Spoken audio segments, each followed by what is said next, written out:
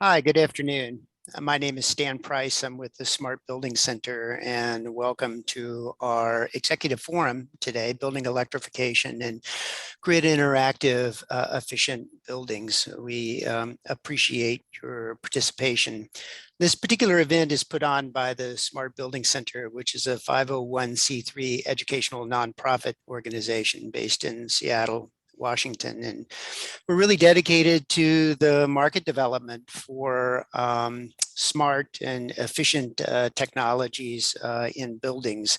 And so we periodically offer these kinds of educational programs today, kind of anchored around our annual conference called the Smart Buildings Exchange.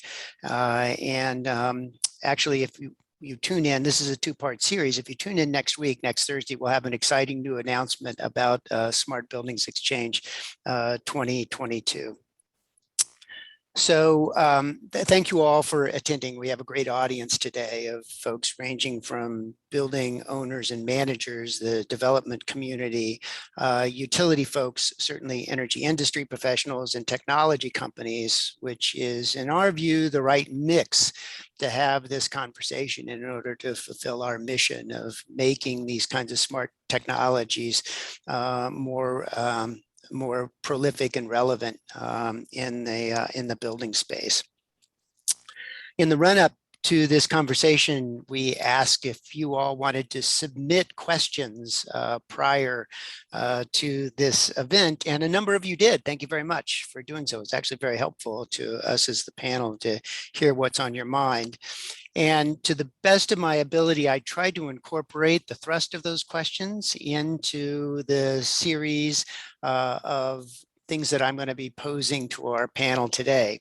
But if in fact you have additional questions, or I'm kind of missing the point or not getting there, please feel free to use the question and answer box here in Zoom and submit questions as they come along. And we'll do our best to monitor those and see how much of that we can address either this week or in next week's panel. We have turned off the chat box, but the Q&A box is available to you. Of course, your audio is muted as a participant here, but we are recording this session. So to the extent that you have colleagues who might be interested in this, or others that you know who might benefit from seeing this presentation, in about a week's time, you'll be able to go to the Smart Building Center's YouTube channel, and it'll be available for viewing there. So let's get started. I'm really excited about this panel today. And in fact, I'm going to have both John Gibson from Avista Utilities and Ryan Ledick from the Brattle Group and Sangeeta Renate from Alpha Structure do more of a self-introduction and tell us a little bit about the work that they're doing right now. I'll mention that John is having, he's not, I know this for a fact because I know John, he's not that shy, but he's having a little bit of bandwidth problems today. So he's going to keep his visuals off, and but he'll be a booming voice that we'll hear in the background. So John, with that, please introduce yourself and tell us a little bit about the work you do at Avista. Well, let me start off by stating that Avista Utilities does not provide broadband services to this community. Otherwise, we would have a reliable service here. But Avista Utilities is an investor-owned utility. It's vertically integrated, and it's located in the Pacific Northwest. And there's no wholesale market in the Pacific Northwest. It's referred to as a bilateral market. So those, I think, will be relevant for discussion today. I'm the director of Avista's Innovation Lab, and this is a facility that was installed in an area that we call the Eco District, that sits in a building that has a central energy plant that is enabled to work with the grid. And so I would be talking about that as we go forward. But the lab, to a large extent, has been developed not to do raw research and development, but what we call first grid iterations. As most of you may know, the utilities are optimized on costs, and so they're not necessarily innovative entities, but due to the integration of a lot of distributed energy resources and inverter-based technologies on our system, we've had to develop a framework that allow us to integrate those new technologies on our system, and that's what the lab does for Avista. Great, thanks, John. Well, this is going to be perfect for a number of areas of discussion that we're going to have today. Sangeeta, can you go next, please? Thanks, Dan. My name is Sangeeta Ranade. I'm the Vice President of Energy as a Service Development at AlphaStructure. AlphaStructure is a microgrid owner and operator. We work almost exclusively with commercial, industrial, and governmental customers. And the role that we play is we see that a lot of customers have aggressive goals around decarbonization, electrification, and increasingly they want to be resilient at times when there are grid outages. They want to continue to operate. And so they're really looking at how can they invest in assets that are going to help them meet their sustainability goals and help them operate better. But oftentimes they may not have the capital, or they might not have the capacity. And so that's the kind of thing that AlphaStructure does. We're a spinoff of Schneider Electric, which is a large electric parts provider, and the Carlyle Group, which is a private equity firm. And prior to AlphaStructure, I worked at the New York Power Authority, where I managed their distributed energy resources team. And we were really looking at exactly the kinds of issues that we're going to discuss today, which is how can customers manage their load, as well as manage the energy that they produce on site and that they take off of the grid so that they can be more resilient and support decarbonization. And that really starts with having grid-enabled buildings. So with that, thank you for inviting me, and I'll pass it back to you, Stan. Great. Well, I'm really excited. We've got, although neither of you necessarily are specifically coastal oriented, but we do have both coasts represented in John in Spokane, Washington, and Sangeeta on the East Coast. So it'll be really interesting as we explore this, how your sort of local experience also either, is the same or diverges in some ways. So we'll unwrap some of that as we get into things. Ryan? Yes, hi, thanks, Stan. Hi, everyone. I'm Ryan Leddick. I'm a principal with the Brattle Group located in Portland, Oregon. So back on the left coast with John. Brattle's an economic consulting firm that does a pretty broad range of engagements in the energy space and the electricity space specifically, typically related to regulatory, economic, policy, and planning matters. I joined Brattle about 15 years ago, right around the time when a lot of utilities were starting to develop business cases for smart metering and starting to explore opportunities to deploy smart meters to their customers. So a lot of my introduction to this area was really initially in working with utilities to develop those business cases for smart metering, and in particular, to quantify and articulate all of the benefits that came with all of the new customer programs that could be offered once smart metering infrastructure had been deployed across a utility service territory. So that was really my introduction to this space. As you can imagine, over the course of the last 15 years, there's a lot of really exciting stuff that's been happening on the customer side of the meter, from adoption of distributed generation to more flexible technologies and electrification and things like that. So it's a really exciting area to be in. Very recently, I worked with the Department of Energy to develop their national roadmap for GridInteractive efficient buildings. And I'm happy to talk more about that as we get into the panel discussion here. Great, perfect. Yes, we thank you, Ryan, as your perspective is going to be really important to this conversation. If the moderator had had a bit of forethought, he would have had the link directly to the USDOE roadmap. But I promise our audience that somehow we'll figure out to make sure how you get you that link to those of you who may not be familiar with that document, because it's good and an important read for folks who are interested in this particular area. Well, I want to start this conversation with maybe defining some terminology. I think we have a sophisticated audience here in relationship to energy matters and certainly with building operations. But the certainly the term grid interactive efficient buildings is a relatively new term to those of us in the field. And so to apologies to those folks who are already sort of knee deep in GEBs. I'm going to ask maybe John and Sangeeta first to give our audience a little bit of thumbnail about what this term means. GEBs.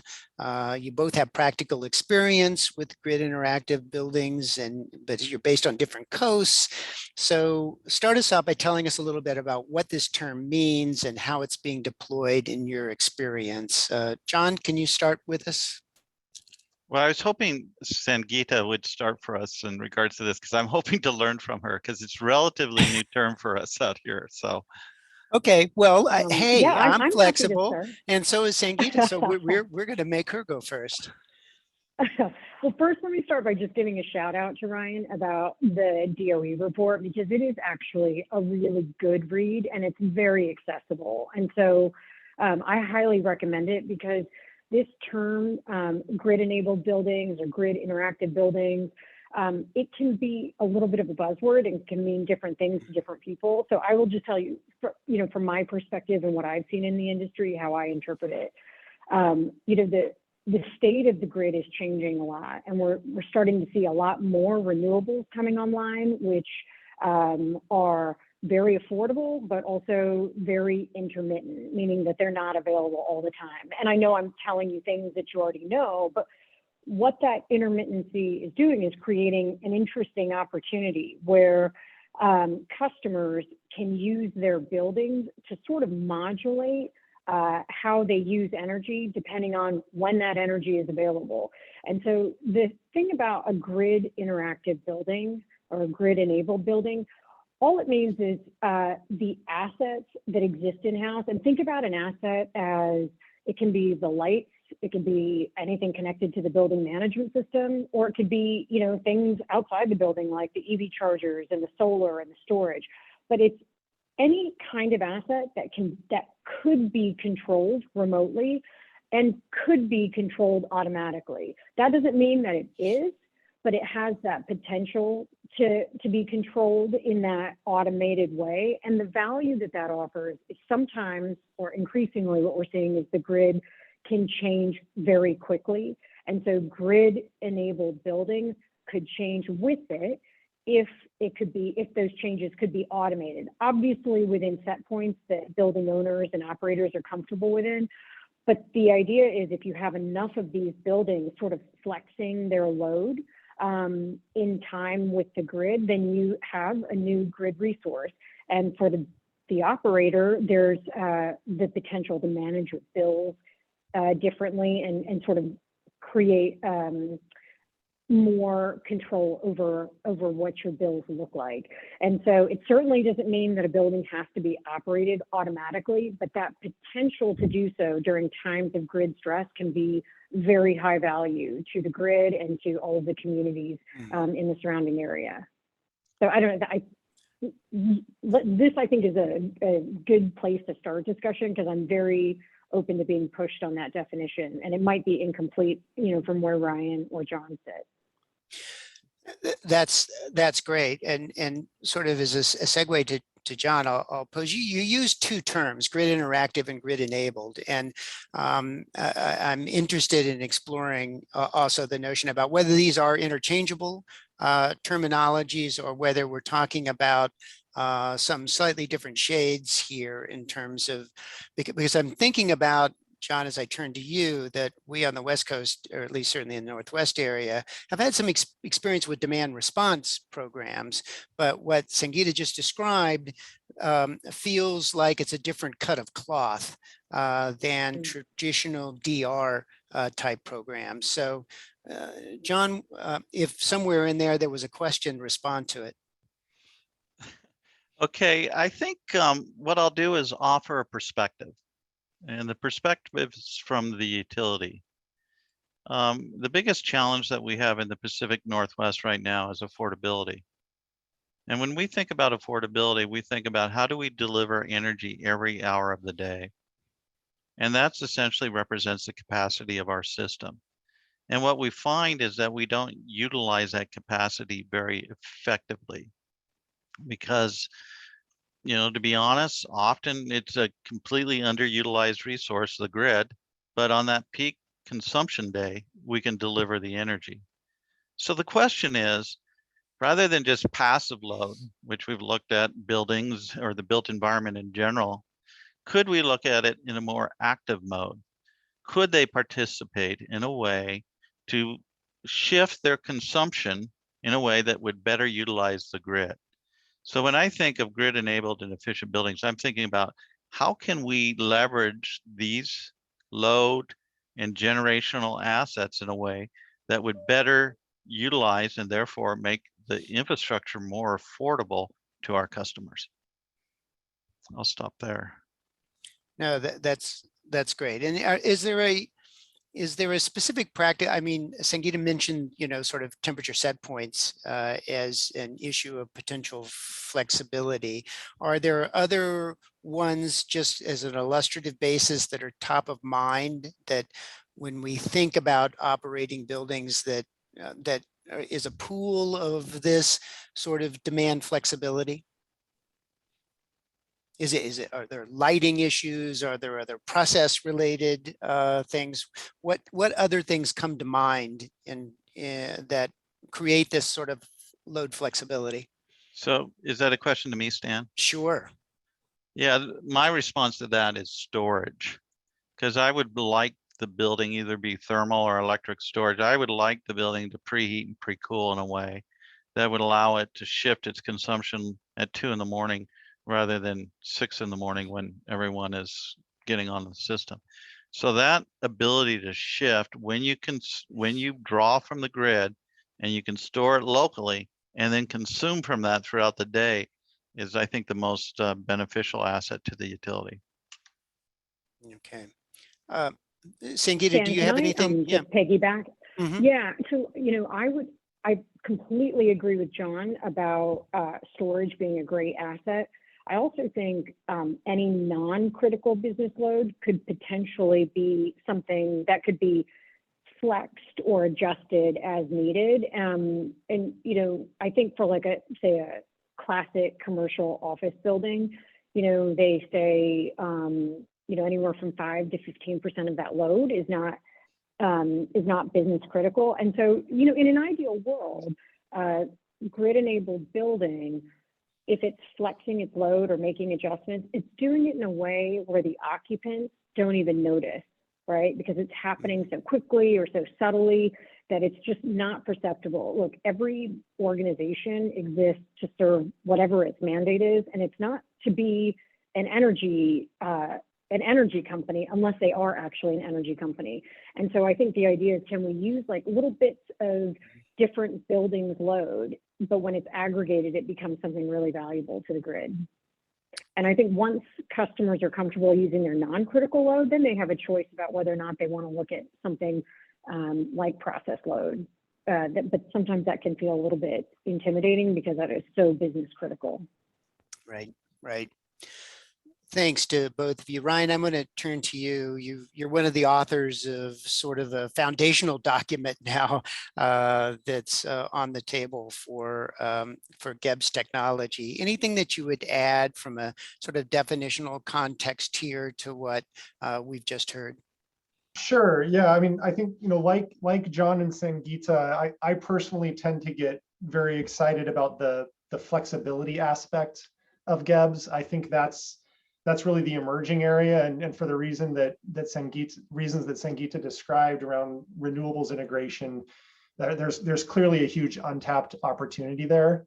In the context of the work that I was doing with DOE on that GEB roadmap over the course of the last year or so, something that they often had to remind me of was, at least by their definition, the E in GEB stands for efficient or efficiency, and their view is actually lead with energy efficiency, Mm-hmm. and then load flexibility happens in addition to that. So there's that energy efficiency component to this. I mean, honestly, it took me a while to get confident that I understood what GEBs meant. I mean, what initially sort of anchored me on the concept was what we're talking about is load flexibility and energy efficiency for residential and commercial buildings. And that was kind of my starting point. What I did come to appreciate, at least from kind of the DOE perspective, is that there really is a spectrum of grid interactive efficient buildings. At one end, you have the types of energy efficiency and demand response measures that we have been taking already for decades. And there are opportunities to improve on even those basic practices that already exist today.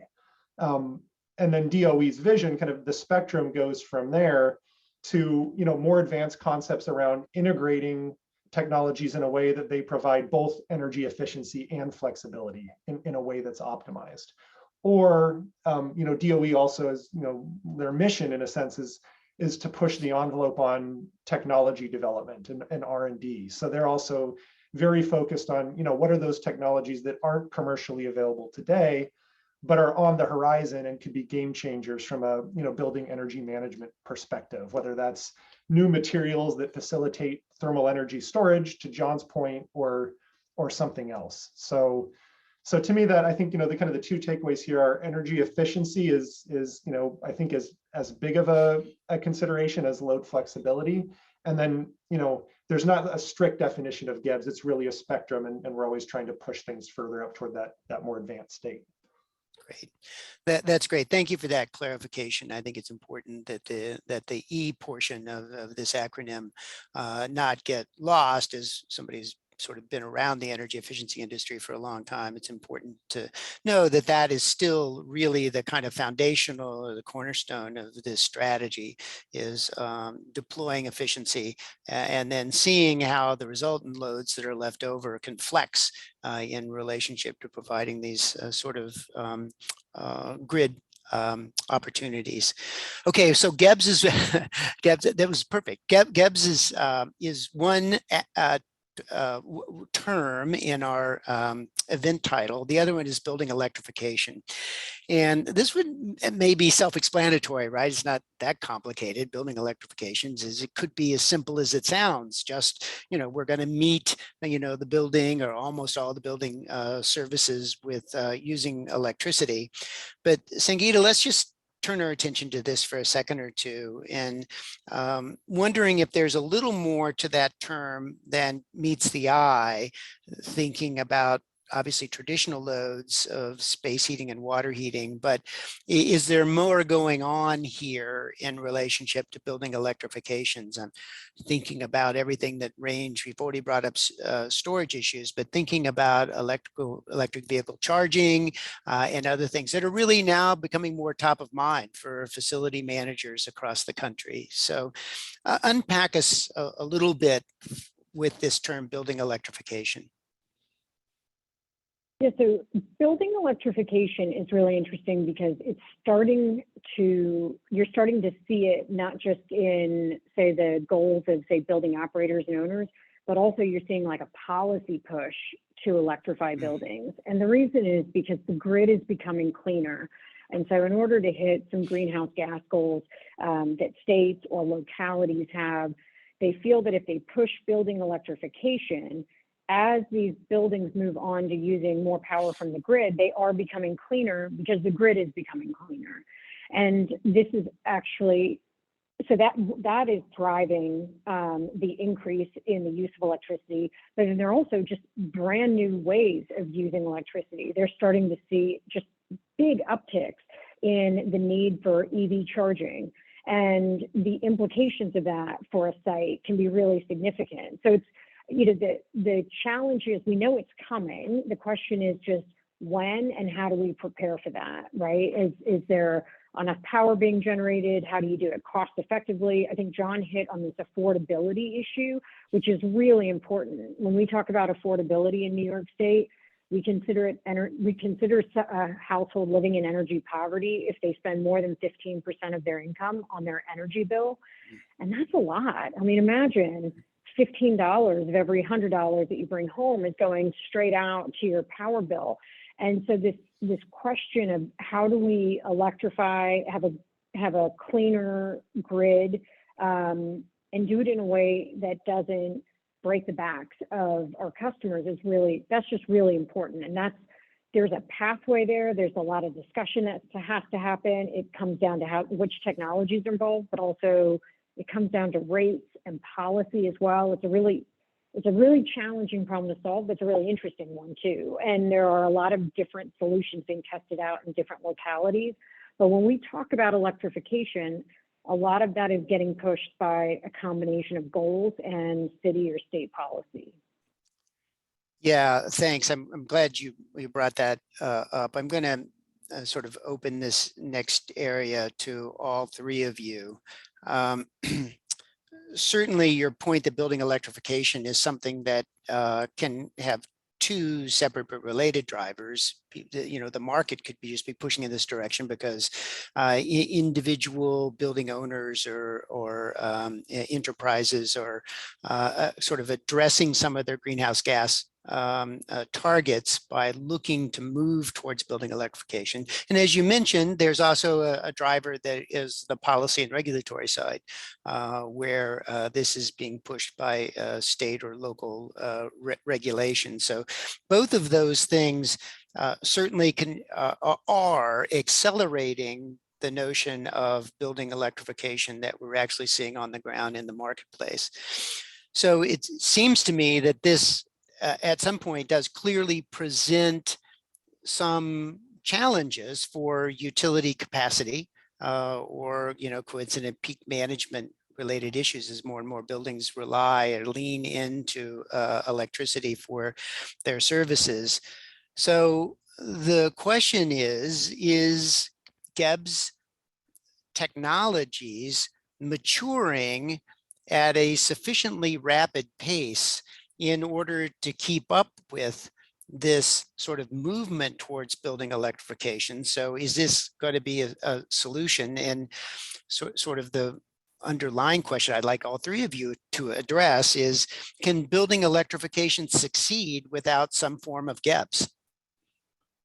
Yeah, I think that's a really important question, and partly because, you know, I think with the focus on decarbonizing power supply and then just electrifying everything, I think often in that conversation, people tend to assume that energy efficiency becomes less valuable because the power grid's green, so those environmental benefits that we used to have gotten historically from energy efficiency no longer apply. So I think in some conversations, it's just kind of being pushed to the side. I actually think to the point about affordability, energy efficiency and load flexibility become more important in that environment because it allows you to avoid or at least defer the need for a lot of these capacity upgrades that you're referring to, Stan, that otherwise would be required to support all this load growth associated with electrification. So I think really it's important to emphasize that all this like energy efficiency and load flexibility is really critical to making electrification happen reliably and in a way that's cost effective. We actually just over the summer, and we can add this to the list of links, I guess, that are going to get sent out to the participants, but we did a study for PEPCO in their DC service territory to help them look at this question. The district has really aggressive decarbonization goals. They're aiming to be 100% zero net carbon by 2050 economy-wide in Washington, DC. And electrification is a cornerstone of those environmental goals. So there was a perception out there that meeting those goals through electrification would lead to massive amounts of load growth that the system simply wouldn't be able to handle in a reliable way. So the first question that our study answered was, is that true? And what is the level of load growth that electrification will drive in DC?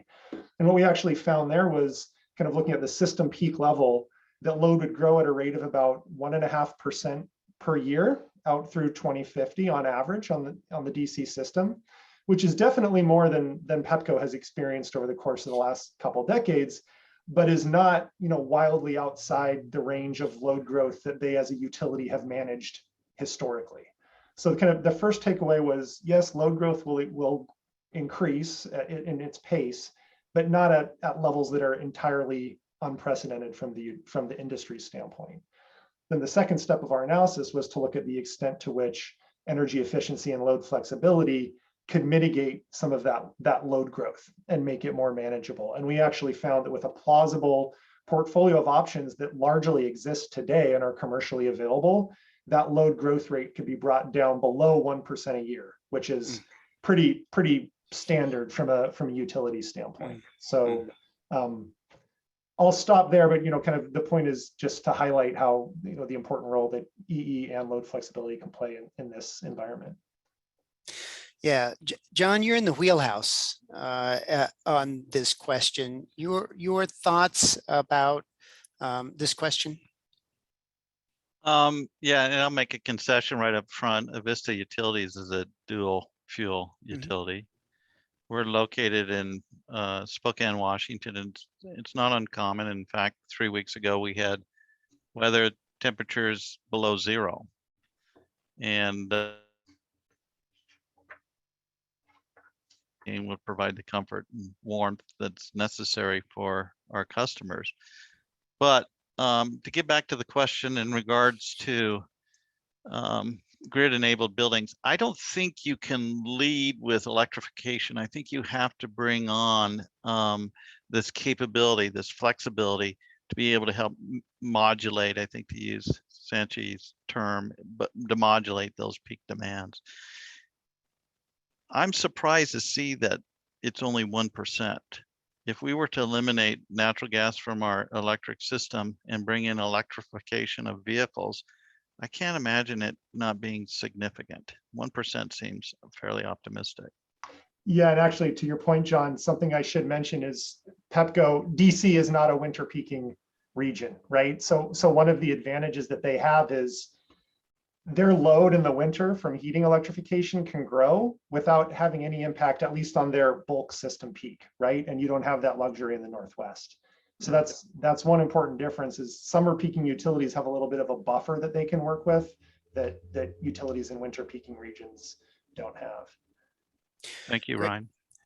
And John, let me follow up. Does that, in fact, one of my bumbling questions earlier was, can this succeed without GEBs? I'm going to interpret your comment to say that, absent having some load flexibility opportunities that are presented by GEBs makes this building electrification problem, at least in certain areas where there may be sort of a hard ground rush in relationship to stresses on the utility system, absolutely essential in order to make it all work. Am I putting words in your mouth, or is that consistent with your thought? Well, and standing aside from Avista for a moment and just someone that's trying to think through this challenge of electrification and to recognize I'm not a policy person, but if you were to ask me, how would I leverage the gas infrastructure to help us get to a carbon-free environment? I might say, rather than using natural gas as a day in, day out type resource, that's how it's currently used, to provide cooking and heating and that type of thing, I would use it in a means to help support peak demand offsets and resiliency. During every winter, we have multiple storm events come through and the power lines go down, and you're with nursing homes that currently don't have power or any backup generation. It'd be nice to be able to leverage that natural gas infrastructure in a way that could essentially provide that resiliency for them. Or during these heavy peak winter days, being able to leverage that infrastructure.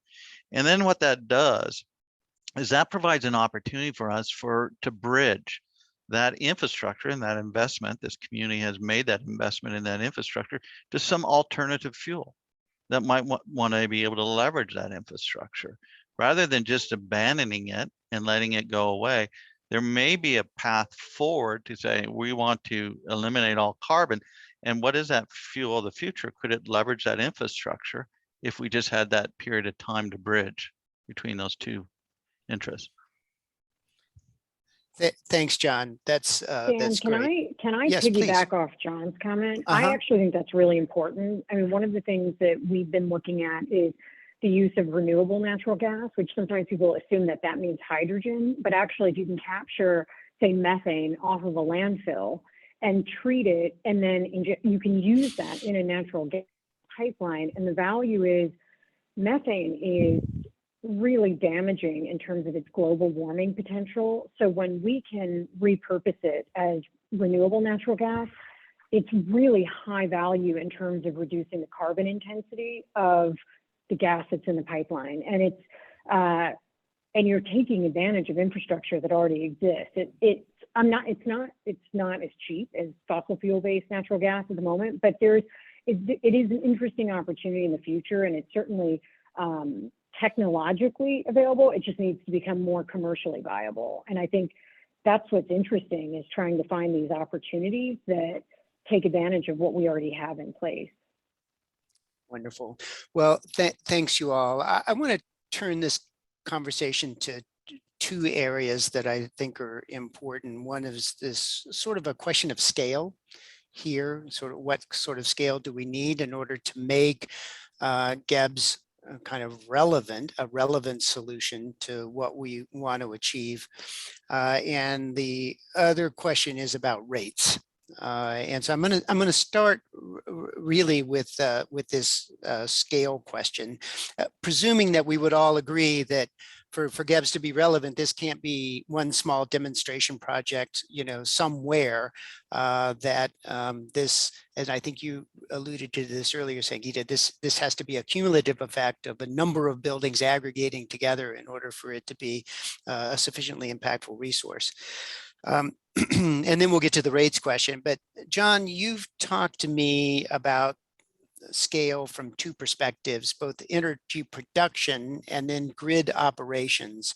And I know that you helped me understand a bit more about that from looking at that question, and particularly of your experience in Spokane with the Catalyst project. So will you unpack that conversation for us just a little bit in terms of thinking about the scale question? Yeah, thank you. Today, much of the interaction with the regulator in the states that we operate in is done through what's referred to as an integrated resource plan, because we have power production. And typically things like energy efficiency and demand response and distributed energy resources are talked about in that space. And so that's developed by our power resource department. So when we think of engaging about demand response or engaging about distributed energy resources, we find ourselves in conversation either with our marketing group or our power resource group, and they immediately tell you that you're not material to them, because it's not material until it's 10 to 20 megawatts, right? Because that's essentially how they plan the balancing of the system. So the question is that where it begins and ends? And so what we've done is taken a more tactical approach, and that approach is it's also about the delivery of the energy. So when we talk about distributed energy resources or grid-enabled buildings, we're really talking in a neighborhood of maybe 1 to 2 megawatts. Well, that's meaningful in regards to the delivery of that energy to our customers. So for example, this last summer, we had a heat dome event take place. And during that heat dome event, we had plenty of power supply. We just couldn't deliver it. And what we needed was 50 amps. And 50 amps equates to about 1 megawatt. So it's material to the operator of the distribution system. It's just not material to the operation to the power supply group. But if you start there by meeting the operational constraints that are out there and getting attention on those assets as you deploy them, like Sangeeta said, is that you could aggregate those in a way to essentially start to play in the power supply side. And John, thanks. That's really helpful. And while we could do our own separate webinar on the Catalyst project, can you just mention a word or two about specifically what Avista has done there, that this is not just a theoretical construct, that this is actually practically being applied on your system with the Catalyst project? Could you just say a word or two about that? Sure. Just to talk about the Catalyst building, it's a cross-laminated timber building of 150,000 square feet, but it's served by a central energy plant from the Morris Center. It's all electric, it's net zero carbon free, it has solar generation on both of those buildings. But the land that this development was built on was owned by Avista Utilities and was going to be a substation. So the question was, could we build a development here that would have a low impact and a flexibility to address it in a sense like what we refer to as a non-wire alternative to our capacity problem?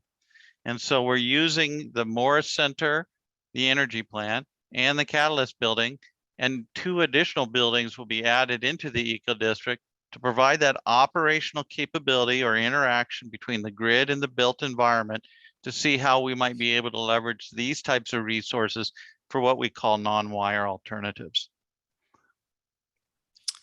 Great. Thanks. And we literally could and probably should spend a whole separate hour sort of talking a little bit about that particular project because it's fascinating, but thanks. But Sangeeta, I'll turn to you. This is sort of a West Coast example. I would love your thoughts about this question about scale. And then I know that you're also involved specifically with some on the ground work in Montgomery County, Maryland. And if you could address that, it would be great. Sure. I mean, look, scale is always very helpful because as technology scale and as usage increases, what happens, you know, like things get adapted, just the market gets more comfortable with it, and people, building operators, get more comfortable with it. They know what to expect. They know what they should ask for. But I guess maybe it might be useful to flip this a little bit. We've been talking about like what the value is to the grid, but I think Ryan, you know, he talked about energy efficiency early on. And I think when you look at this from an energy efficiency lens and you look at it from an individual site perspective, if you're a building operator or owner, this is really, it's a tool to help you manage your building better. And I think one of the challenges right now is because this feels new, sometimes people don't know what questions they should be asking. Maybe they're looking to upgrade some of their equipment. The reality is you could get a lot of equipment today with controllers built into it, and it doesn't cost any more to get the equipment with the controller in it as a piece of equipment without the controller. But if it has the controller in it, then at some point, if you want to switch it on and be able to do maybe more monitoring of the equipment, or you do want to actually try changing some of the set points and see what happens, that becomes more viable. And I know, look, so when I was at the New York Power Authority, we talked to housing authorities and transit agencies about how they could use these sensors and controls to help them identify when buildings or assets were sort of starting to deviate from how they're supposed to operate, and almost predict when they should maybe go look to see if they should do more maintenance. And like that makes a lot of sense from an energy efficiency perspective, but it also makes a huge amount of sense from like a quality of life perspective. Like if you look at, say, the New York City Housing Authority, they have literally thousands of buildings, and many of them are high rises with elevators. If you have sensors on those elevators, then you know when they go out. This is a massive quality of life issue for anybody who lives on like 32nd floor of a building. If your elevator is not working, you're stranded. And so the types of technology we're talking about, they do double duty. They support resilience, they support energy efficiency, they support better management of the buildings. I'm sure any building operator you talk to, depending on where their building is located, they may struggle to even hire building operators to manage those sites 24/7. And so, you know, grid-enabled buildings allow deeper visibility into performance, and that visibility can happen in other locations, which I think that can be really attractive to building owners and operators. So, you know, we were talking about like the load flexibility piece early on, which I think Ryan's right. Like that's like sort of the fun, sexy piece to all of this. But there's just like a nuts and bolts part that can make a lot of sense to a customer today. But the problem with it not being at scale is sometimes vendors aren't offering that to a customer. You have to know what to ask for, and that can just be hard because the market's changing so fast. Right. Yeah. Yeah. Great. Ryan, would you add anything? I think Sangeeta reminded me that that's something else that DOE often had to remind me of when I was talking about grid interactive efficient buildings. Just given my job, I'm always excited about what's happening on the utility side, the grid side. What are the benefits that GEBs provide in terms of reducing system costs or improving reliability? But a big piece of this is benefits to occupants of buildings that go beyond cost savings or reliability improvements. Improved comfort, the elevator example is a great one. These technologies provide those types of benefits as well. It's often something that gets overlooked by economists and power system engineers, but it's just as important as the other stuff. Well, I'm going to use two terms which definitely put me out over my skis, because it's not my area of expertise, but it seems that forecasting and dispatchability, terms that I hear my utility friends use a lot, as being sort of critical to this process. And whether or not there's sufficient sort of market confidence in these areas to really treat this as a true resource. So are the mechanisms in place now in relationship to this, to these questions, or do we need more demonstration in order to achieve a confidence level so that John and others who are in his industry have sufficient sort of confidence this is a real resource to pursue? And any one of you, although John, you may be the most relevant to answering this particular question. Yeah, I think there's a couple, to try to unpackage that a little bit. There's a couple challenges there. One of them is around rate design. When we think of our cost of service model that we have in place at the utility, a significant amount of that recovery of that cost is through a consumptive rate, through kilowatt hours. And our demand charges are actually relatively small amount. But when you reflect back on the infrastructure, you go, well, it's really the capacity that costs most of the money. So that there's no incentive for the building operator to operate any differently than that. So that's one piece of the puzzle that's still not appropriately aligned to drive that particular outcome. In regards to how could, and it gets back to that scale issue, really you need that control technology in place. And the control technology that can essentially dispatch the asset and do it in a way that gives a level of confidence by the operator. Today on our distribution system, we really don't have a third-party operator. It's done by the utility. So they would have to have the level of confidence to essentially be able to dispatch that asset and have it respond. I'll stop there. Yeah, and can I add to that, Stan? Yeah, please do. Yeah, I think that automation or that direct controllability, I think in my experience has been one element that gives the system operator, whether that's the ISO or the utility, confidence in the performance of demand side resources. I think another point to be made here, and it goes back to this idea of aggregating these impacts across a large number of buildings. There's a benefit to that as well. Any individual participant in a GEB program or a demand response program, potentially could opt out of an event and say, at the residential level, I'm having a party today. I would rather that you not play with my thermostat, right? And that will happen anytime. But when you're aggregating across large numbers of participants, it's only a fraction of the participants that are going to opt out that day. And so I think once you get experience with these programs, sometimes it needs to be at scale, but once you start to get that experience, you start to trust them and develop that confidence that, okay, on average, I'm going to get a meaningful impact rather than needing to think about this at the level of any individual participant in that program. Well, We have in Sangeeta, I'm going to ask you to, I may be asking the same question over again, but I know in our audience, we have a number of folks who are sort of responsible for planning. Sometimes that's sort of, in our case, in the Northwest, we have regional planning bodies that are sort of looking at this question of adequacy and reliability over the long term. And on, across the country, there's a whole cadre of folks within the utility system that are sort of looking out into that future. My own perception is GEBs is not really embraced in those planning mechanisms to date, and correct me if I'm wrong here, that looking at that as a resource from a planning perspective is not quite there yet.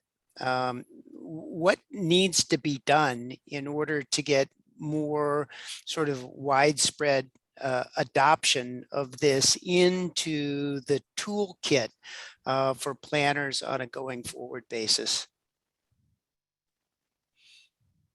Sorry, Stan, is that question for me? Sure. Oh, okay. Well, I just wanted to give one example in New York State, Con Edison, which is the New York City, Westchester County territory.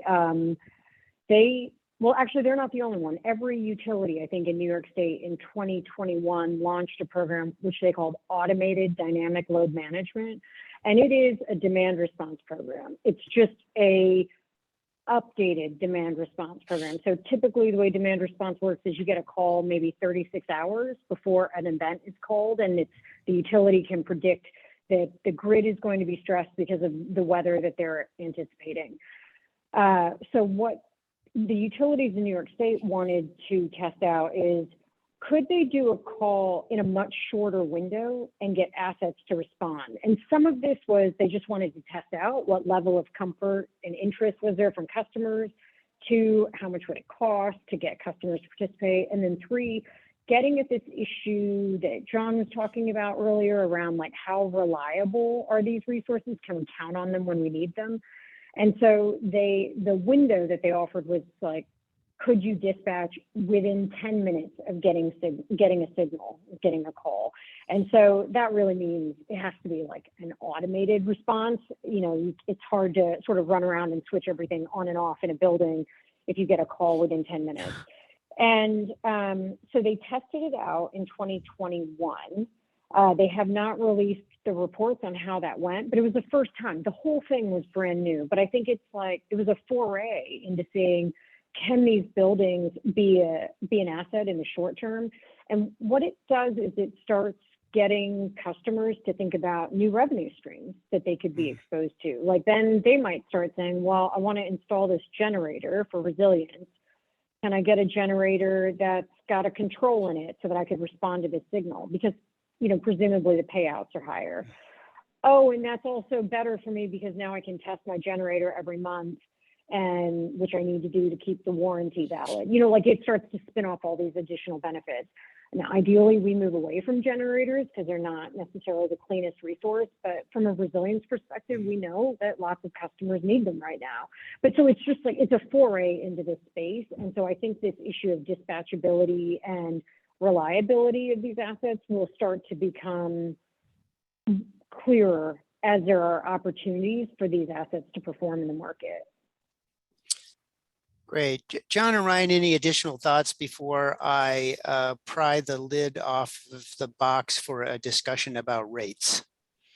I think the only other thing I'll add is, you know, there are conventional demand response resources participating in large quantities in wholesale capacity markets today. And those resources, you know, ISOs will run test events to make sure that those resources perform at the level that they're committed to.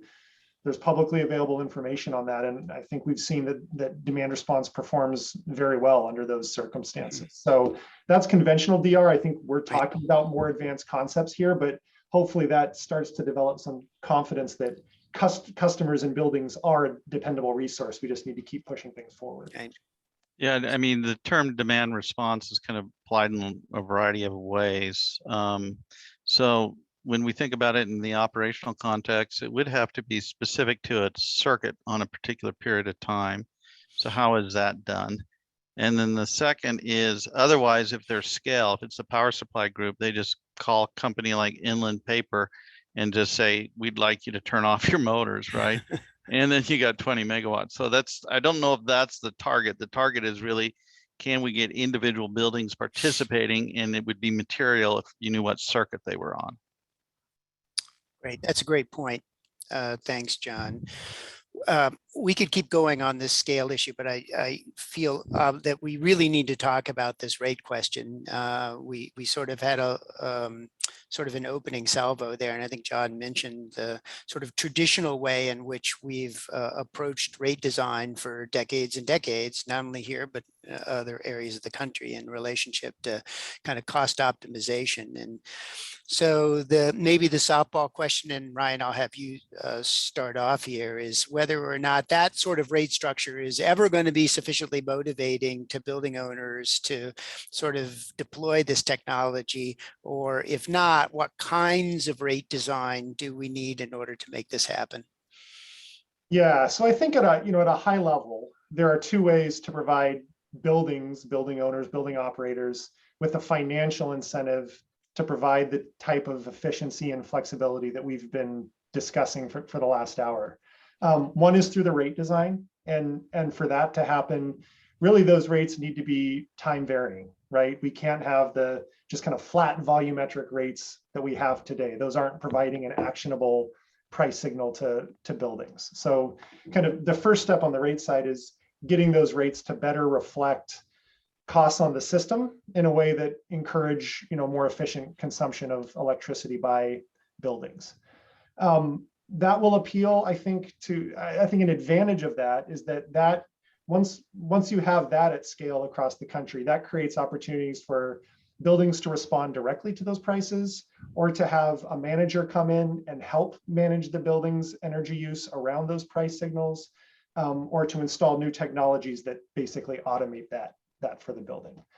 That's a great first step. That approach may not appeal to some, and so the alternative incentive mechanism is to leave the rates alone, or to take that first step with rates, but then to provide additional incentive payments to participants who sign up and turn over control of their load to the utility or the system operator. It's simple from an incentive standpoint. It's a payment for participation in these programs. And then from the utility standpoint, they have that added degree of control. So I think our view is rates are a great kind of first step and a way to provide these incentives broadly to a lot of customers. And then the more tailored, maybe second step or approach is to do this through additional financial incentives to participants. Great, thanks. John or Sangeeta, follow up to Ryan's comments? Well, I thought Ryan did a great job summarizing that.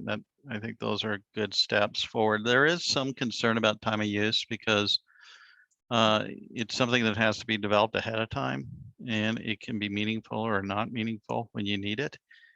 And that's why there've been discussions, specifically in the Northwest and Pacific Northwest National Labs around this concept of transactive markets, using that price signal to drive outcomes.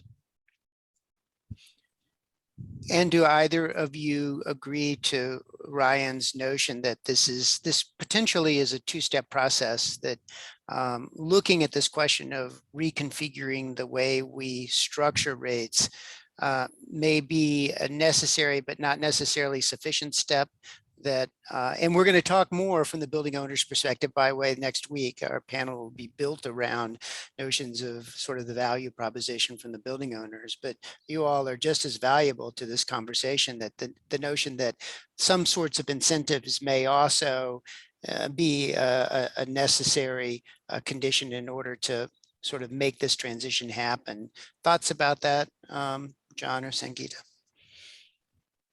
Sangeeta? I think Ryan like really nailed that question. But I also think he said early on in the conversation that GEBs is on a continuum, and so it's not sort of all or nothing. It's like there's a lot that a building owner or operator could do, with their existing assets, and they can keep adding on to this over time. And it's just the right solution set for a large energy user is going to be pretty customized to what their needs are and what the tariff is in their area. Unfortunately, there's no way around that. There's not like a one-size-fits-all solution for every type of customer. But yeah, so I think Ryan answered. I don't think there's anything I could add that would be valuable. Great. And John, Sangeeta, please. she mentioned this concept, it's not an all or nothing. I really like that characterization of it too. The other thing that the biggest challenge, I think, on the rate design has been this concept of economies of scale. Historically, our rate model has been built on these central generational assets and then distributing and having passive load and allocating that evenly across, socializing that cost across all the consumers. When we talk about enabling buildings or we talk about enabling distributed energy resources, often the benefit is local. And if you socialize that particular benefit, it's nominal. So, but on a local level, it's important. And so that will be the challenges. How do you essentially provide socialized outcomes by local benefits? Well, that's a great segue. We have about 15 minutes left, and there's a couple of areas of conversation I'd like to get to before we close on time today at 1:15. We did a practice session before this formal event, and John took me to school on my utilization of the terms reliability and resiliency as being sort of interchangeable things. He gave me an education there, and as many others do, as both Ryan and Sangeeta do as well. But John, can you reprise that conversation for our audience in terms of why I was so mistaken to use those terms interchangeably? Well, Stan, I'm sorry if I was that direct. No, it was appreciated. Well, just a couple things, and I'm sure this panel will have a lot of insight regarding this as well too. But when we talk about reliability and resiliency, I'm assuming those are the two terms that you're asking about. Yes. In regards to reliability, there's a set of IEEE indices that are in place that really look at the frequency and duration of outages, right? And that's the metric to a large extent utility power companies are measured by. But when we talk about resiliency, it's how do you persist or provide secondary sources to stand up a part of the grid or a part of your system to be able to run during that outage duration from the utility.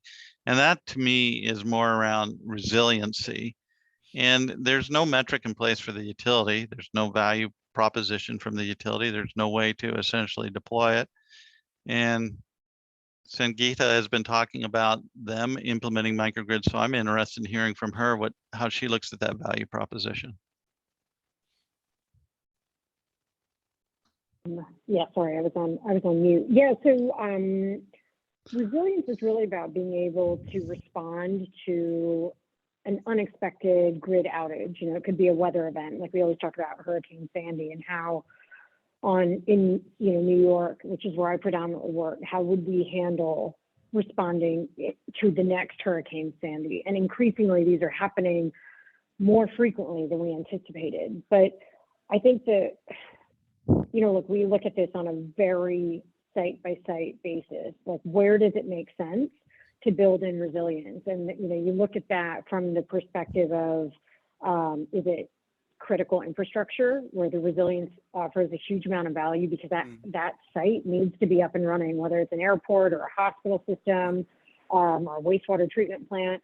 Or is it the type of, say, industrial process where when there is an outage or even a power quality issue, which I wouldn't consider necessarily a resilience issue, but it creates such disruption that it's really expensive for a site to get that industrial line back up and running.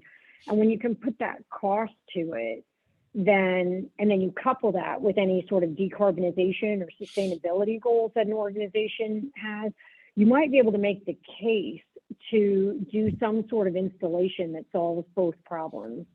But I think, one of the challenges is, that solution set for a given site can look really different depending on the site. Like one of the comments in the Q&A is around, well, what do you do if you're a high rise and you don't have a big physical footprint to build out lots of solar and storage, and there are different technologies that are available, and can you sort of piece them together in a way that offers enough value, to the customer and to the site, and hopefully to the grid. And John was alluding to a project that Alpha Structure is doing with Montgomery County, where they want to electrify their bus fleet, but they also need to make really, really sure that those buses are available when they're supposed to be available. And so they want to have some resilience built into their bus depots. So they're using a combination of solar, storage, and fuel cells.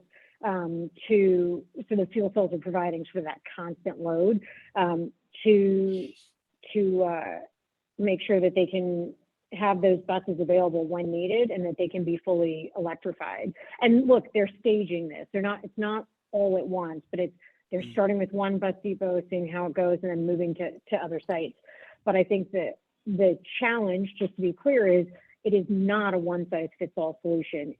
Finding the right types of technology that make sense for a site depends on where it is in the grid, what the hosting capacity is, what available space there is, and then the tariff structure and the customer's goals. Actually, I should have started with the customer's goals. But so, there's opportunity, and that's where I think finding a provider who can help you kind of work through that is really important, because it's hard to know everything that's available in a given territory. It's just the market's changing so fast. And just to add one real quick point to that, because Sangeeta makes some interesting point. It's not, resiliency isn't the same level service when you're connected to the grid. It's the critical service that you need to support. I mean, just for example, we had an event where a storm came through and we lost the transmission to a rural community in North Idaho. What did they need? You know what they need? The gas station to work. Why? Because they all moved out of their homes into their campers and ran gas generators, and that was their resiliency play. Yeah. Well, that leans into a question, I think, for for all of you, and if the issue, if I hear it, of reliability is already sort of sufficiently the cost of that socialized across the utility system, but resiliency is a sort of a different fruit. Let's look at that question from an equity standpoint. How do we ensure that the value of this resiliency is opportunistic across all kinds of customers and all kinds of income levels? And I know that's a big question, but we need to address it. Yeah, I can maybe take a start. This definitely won't be a comprehensive answer, and I'll start by going down the risky path of introducing a new vaguely defined acronym that is often used. That's VPP, or virtual power plant. This is something that people often talk about in the context of GEBs as well. And the idea with the virtual power plant is very similar to GEBs in the sense that you're aggregating all these distributed resources on the grid to provide the same types of reliability benefits, capacity benefits, energy benefits that you might get from a centralized, utility scale generator. The advantage of VPPs in that context is because those resources are located on the distribution system or even behind the meter, maybe a bunch of batteries that are located behind the meter. In addition to providing those services that a utility scale generator provides, those resources also have the potential to provide this local resilience.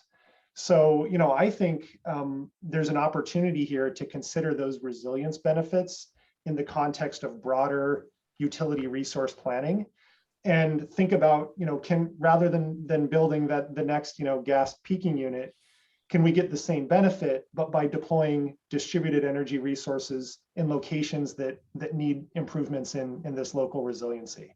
It might cost a little more, but there's also a bigger benefit that you get from that resilience. And those targeted deployments can help to address this question that you raised, Dan. Great, thanks. John, Sangeeta, thoughts? I might just add one thing. We're currently implementing a project on what's referred to as a Spokane tribe in Northwest or Northeast Washington. And, you know, the utility has been optimized. Might be hard for some to believe, but through the process of rate design and going through rate cases, it's optimized based on one value, and that is cost. So we optimize to reduce the cost of the delivery of the energy. Now, when we go to the Spokane tribe, what's the values that they want? Their values are different. Their values are about resiliency, sovereignty, and other aspects, and clean energy. Those are values that they want, which the system as a whole hasn't optimized. And you might look at the infrastructure and it's a long lateral strand of power delivered to this community, but it's been optimized on cost. So we'll have to look at how those other values are incorporated into the rate model to ensure that those underrepresented communities get the types of values that they're interested embedded in that infrastructure. Okay, John, great example. Thanks. Any quick thoughts about this, Sangeeta?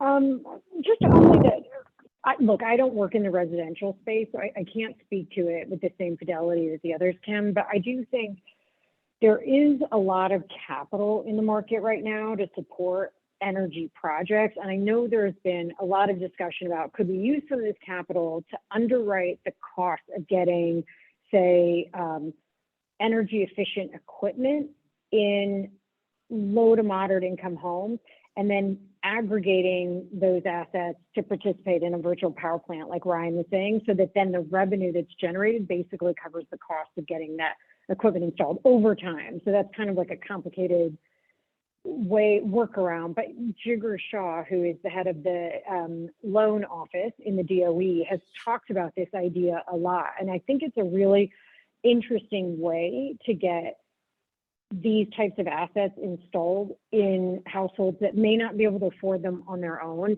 And part of the reason why it's also interesting is just the process for applying for, say, an incentive can sometimes be onerous, or it's hard to educate people on what that process is, and you know, he's trying to suggest a way around that. And I don't think they've invested in a project like that yet, but he's certainly been talking about that kind of thing. And I believe they've gotten some applications around it.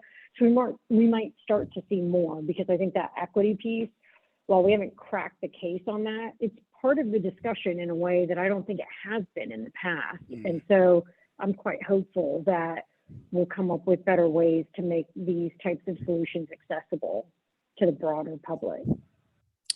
Great, thanks you all.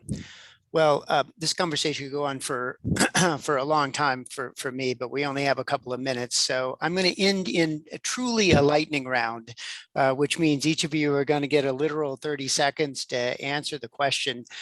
That the USDA roadmap document calls for a tripling of GEB deployment by 2030. And so I want your quick answer to, will we hit that target or not? I'm going to have John go first, and Sangeeta, and then Ryan, as one of the authors, go last. And don't feel intimidated that we're recording your answer to this for posterity on a YouTube channel. John, you get the first swing at that question. We won't hit that target without the appropriate incentive and rate model to support it. Well done. Sangeeta? So I'm quite hopeful. I feel like things can flip really quickly, and I do think we're going to hit that goal by 2030, but I also, again, think that GEBs are on a continuum. So it won't mean that buildings are fully operable, you know, remotely or automatically, but I think components of them will be. And Ryan? Well, John stole my answer. You know, as the director of the team of analysts that came up with that goal of tripling, I know that it's achievable. Whether it will happen, it depends on utilities like Avista having the right financial incentives to go out and do it. And that needs to happen broadly in order for the target to be achieved. Great. Thank you all. I know that we'll do better if, in fact, a lot of people on this webinar navigate to the site and download the document and read it. And by the way, that link has showed up in the chat box here for folks who need it. Please do that. And otherwise, folks should tune in to and continue to listen to the things that have been talked about today.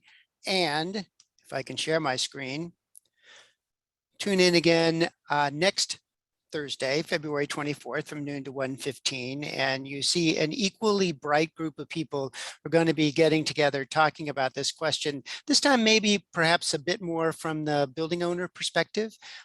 So we'll have more voices talking about these questions, but they have a very high bar to get over to have as good and thoughtful and stimulating conversation as the three of us brought to us today. So on the behalf of the Smart Building Center, thank you all very much for your contributions. And to our audience today, enjoy the rest of the day.